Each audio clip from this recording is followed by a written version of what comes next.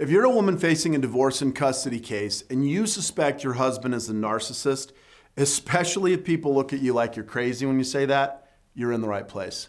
I'm David Crum, a divorce and family law attorney with over 22 years of experience. I'm the managing attorney at our firm, and I'm the author of the book, Confessions of a Divorce Assassin. Now look, I made my legal career representing women in challenging divorce and custody cases, and specifically in cases where I had to take over for an attorney who screwed up the case or just couldn't deal with it. Now you can imagine how difficult that is, but as difficult as it was for me, I know it was 10 times harder for my clients who had to go through it.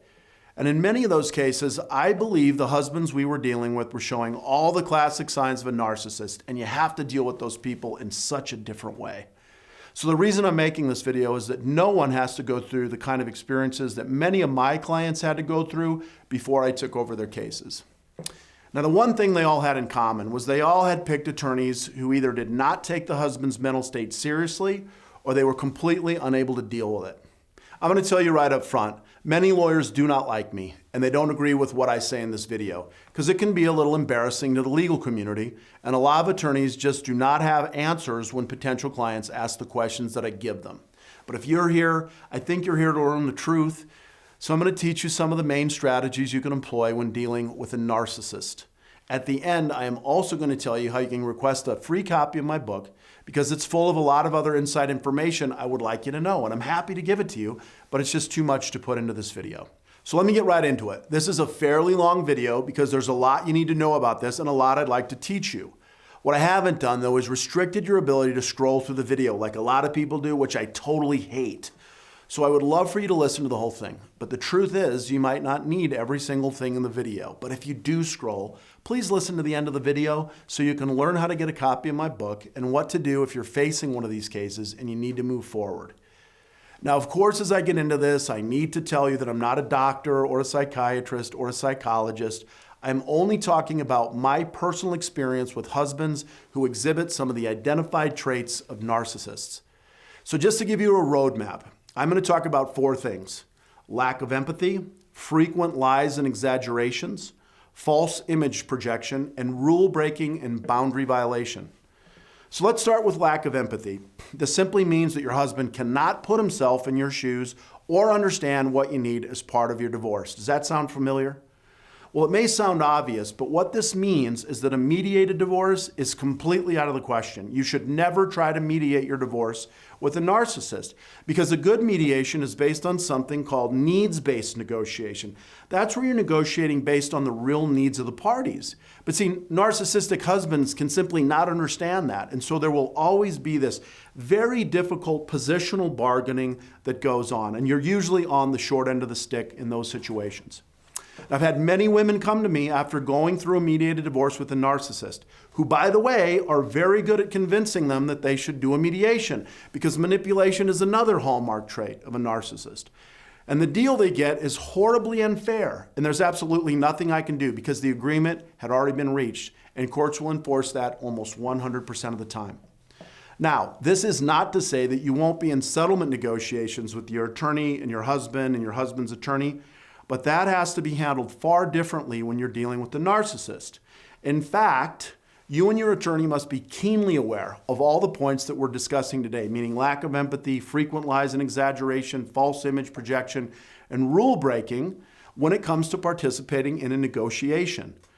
This also means, and even more importantly, this means that if the court forces you to use a third party for mediation, and this often happens in custody cases, your attorney should make the mediator aware of this dynamic in the relationship, and you should have access to your attorney before you agree to the settlement of any issues. Now, frequent lies and exaggeration are another area that have a major impact on divorce cases. Now, where I see them the most are contained in court pleadings, during testimony at trial or in evidentiary hearings, and again in settlement negotiations. So it is important that you assist your attorney and that your attorney immediately corrects any false statements that are made in your divorce pleadings. As an attorney, I personally never let a false statement pass unless it is extremely trivial without addressing it in my own responses to the court. Now, when it comes to testimony at trial or in evidentiary hearings, it is important that you have gathered and provided what I call objective evidence to your attorney. This can include text messages, emails, audio and video recordings, and any other documents or witness testimony that will contradict what your husband is going to testify to and say in court. So as part of your preparation for these hearings, and hearings are often required when you're dealing with a narcissist, your attorney should work with you to anticipate the kind of lies and exaggerations you will hear in court. It's usually pretty obvious. And then line up the objective evidence that will show your husband to be a liar. Many, many times I have used emails, text messages, other documents to impeach the credibility of a narcissist husband. And after you do that once or twice in court, the judge begins to question your husband's credibility in everything he says. Now, the third issue is dealing with false image projection. And the way this is usually described to me by female clients is that their husband pretends to be this great guy and everyone thinks he's a great guy, when in reality, he's really terrible. Now, where this worries me the most is during mediations that the court orders, and even more importantly, if the parties go through a custody evaluation and are dealing with a custody evaluator. In those situations, I think it is important to make the evaluator aware of your position as it relates to your husband's mental state. But again, that should be done with objective evidence and is typically best communicated at first through your lawyer. It's not best practices just to run into the psychologist with this narcissism claim, because a lot of people say this when it's not true. So you have to present the evidence carefully to anyone looking at your case, and it's best to do it first through your attorney. Now, luckily for you, very often in a custody evaluation where the evaluator is administering psychological tests, the evaluator will find some of these things through testing. But just like dealing with lies and exaggerations, objective evidence is still one of the most powerful ways to combat this false image projection. The last issue is rule breaking and boundary violation. Now, this can play out in a number of different ways. If your husband is physically aggressive, I'll often deal with the narcissist by seeking a restraining order or an order of protection in your case. Now, that'll allow me to insulate you not only from the physical presence of your husband, but from the other types of manipulative communication that I often see in these cases. The other rule breaking and boundary violation that I see is that narcissists often will not follow court orders, and they may set unrealistic deadlines in the case. So there are essentially two ways to deal with that. If the violation is significant, I immediately file a motion relating to the violation, and sometimes that's called an order to show cause. I am relentless in doing that until the husband's attorney or the judge in the case brings the husband under control. Sometimes that's your only option. But the other thing that you need to be very careful of is the narcissist will often break rules just to manipulate you into spending a lot of time and a lot of an attorney's fees in dealing with every little rule violation. So in those instances, your strategy may be to simply do nothing and to ask the court to order you into a settlement facilitation or to have a final trial in your case where you have more control. Now, even though those things are significant steps, at the end of the day, it can be quicker and a better use of your resources to do that instead of dealing with every little rule violation. The last thing I want to talk about is the cost of hiring the right lawyer to handle your case.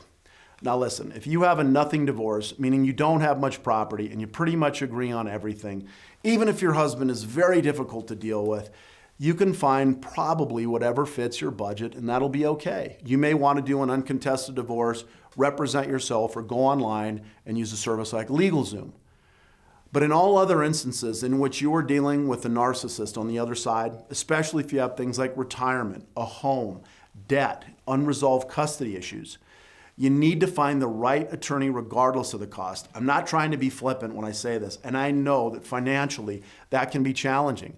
But hiring somebody because they have a low retainer or because they have a low hourly rate, that is not going to solve your financial problems or allow you to deal with your husband effectively. I've just seen it too many times in my career. An ineffective and inexperienced attorney will end up costing you thousands of dollars more than hiring the right attorney in the first place. So whoever you talk to, have them talk to you about dealing with your husband and judge that against what you just learned here today. Okay, listen, this video is long enough and I'm going to wrap it up here. If you're facing something like this, I am truly sorry. I completely understand what you're going through and I know how difficult this time can be. Here's what I can offer you at this point. I have built an incredible team of lawyers here, and all of the attorneys in our firm are extremely skilled and they know exactly how to deal with narcissistic husbands. You can simply pick up the phone and call our office, and one of our highly experienced divorce paralegals will walk you through your case, tell you what your options are, and whether we can help you or not. If we can, we'll set a consultation with you, and we would love to meet you and hear about your case. But in the meantime, you can request a free copy of my book by closing out of this video and clicking the link that's on this page. When you do that, however, please understand we're going to promptly mail you a physical copy of my book. If you're still living with your husband and you don't want him to see the book, just have us send it somewhere else, like to a friend's house. The contents of that book have helped thousands of women get through their cases successfully. Oh yeah, and if you found this helpful, please share it with someone else who might need it. Hopefully we can do away with these terrible divorce experiences one case at a time. I have thoroughly enjoyed my time here with you, and I hope you'll take advantage of my free book. And I would love to meet you someday if that's appropriate. I wish all the best of luck in your case, and I look forward to hearing from you.